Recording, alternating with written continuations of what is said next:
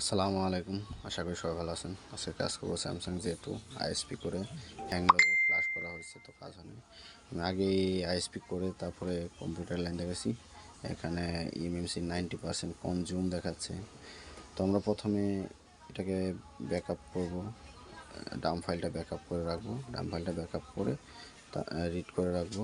তারপরে ইএমএমসিকে আমরা ইএস করে পার্টিশন করে কমপ্লিট করব। পার্টিশন করে কমপ্লিট করার পরে আবার ডাম ফাইল রিড করব, তারপরে ফ্লাশ করব ইনশাআল্লাহ।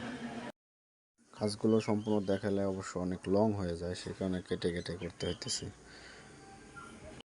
আইসিটার ন্যান টেস্ট করব, ন্যান টেস্ট ওকে আছে। তো আইসি ন্যান টেস্ট ওকে হলে ওই আইসিটা 100% কাজ করবে।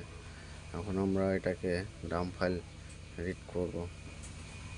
ডাম ফাইলটা রাইট করার পর আমরা ফোনটাকে আইএসপি খুলে তারপরে আবার ফ্ল্যাশ করতে হবে, ডাউনলোড মোডে নিয়ে ফ্ল্যাশ করলে ইনশাল্লাহ ওকে হয়ে যাবে। এখানে আবার অনেকে বলতে পারেন G532 লেখা, আসলে ডাম ফাইলটা রাইট করা হয়েছে ওইখানেই, সেই কারণে আলহামদুলিল্লাহ আমাদের কাজ সাকসেস।